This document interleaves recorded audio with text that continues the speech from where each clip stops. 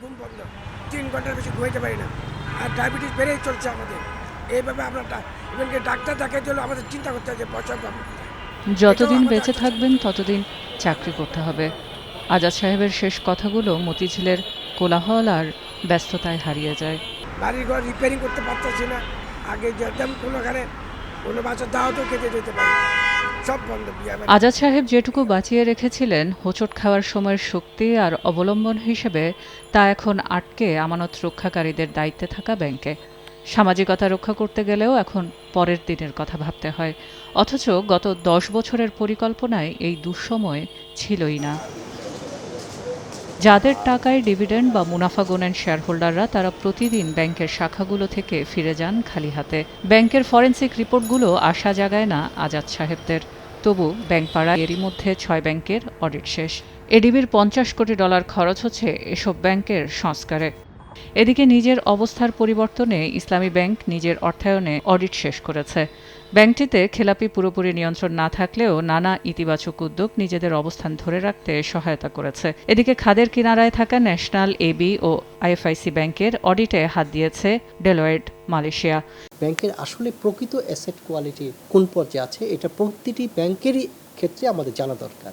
এই জন্য বাংলাদেশ ব্যাংক সিদ্ধান্ত নিয়েছে সকল ব্যাংকের একিউআর করা হবে। এর মধ্যে যাদের অবস্থা আমাদের কাছে সবচেয়ে খারাপ, এরকম তাদের দিয়ে আমরা প্রথম শুরু করি এবং তাদের অ্যাসেট কোয়ালিটি রিভিউ করার পর প্রাপ্ত ফলাফলের ভিত্তিতে তাদেরকে ওই অবস্থা থেকে উত্তরণের জন্য কী ব্যবস্থা নেওয়া যায় সেই সিদ্ধান্ত গ্রহণ করা হবে। এছাড়া বিশ্বব্যাংকের অর্থায়নে আরও 8 ব্যাংকের অডিট রয়েছে অপেক্ষায়। টেন্ডারে ঠিক করা বিদেশি অডিট ফার্মের অ্যাসেট কোয়ালিটি রিভিউ বা একিউআর নির্ধারণ করবে এসব ব্যাংকের ভাগ্য। আর্থিক খাতের সংস্কারে বিশ্বব্যাংকের এই ঋণ নামমাত্র সুদে দেওয়া হবে বাংলাদেশ ব্যাংকে। অর্থনীতিবিদদের মতে, অডিটের প্রতিবেদনই থেমে থাকলে চলবে না, প্রয়োজন হবে পর্যাপ্ত আর্থিক সহায়তা ও দক্ষ জনবলের। অ্যাসেট কোয়ালিটি তারা টেস্ট করেছে, তার ভিত্তিতে একটা প্রেসক্রিপশন দিয়েছে। ওইখানে কিন্তু তারা ডিরেক্টিভ দিয়েছে, এবং সেই ডিরেক্টিভ বাস্তবায়ন করতে যে সরকারের সেই সক্ষমতা আছে কিনা, সরকারের সেই বাজেটটা আছে কিনা, বা তারা পুরোটাকে ওইভাবে করতে পারবে কিনা, যদি সবগুলো জিনিস একসাথে কাজ করে, তখন হয়তো আপনি বলতে পারবেন যে আমরা ওই খাদের কিনারা থেকে তুলে নিয়ে আসছি, রিয়েল পিকচারটা জাতির সামনে দিয়েছি, এবং এটাকে পুনর্বাসনের জন্য আমরা এই প্ল্যান নিয়েছে।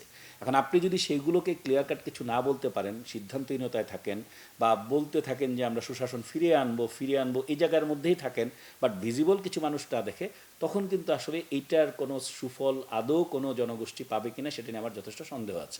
এছাড়া সংস্কারের অংশ হিসেবে ব্যাংকগুলোতে কাঠামোগত ও টেকসই ব্যবস্থাপনা এবং সুশাসন প্রতিষ্ঠায় রাজনৈতিক প্রভাবমুক্ত রাখার উপর জোর দিচ্ছেন আর্থিক খাত সংশ্লিষ্টরা। সেলিয়া সুলতানা, সময় সংবাদ, ঢাকা।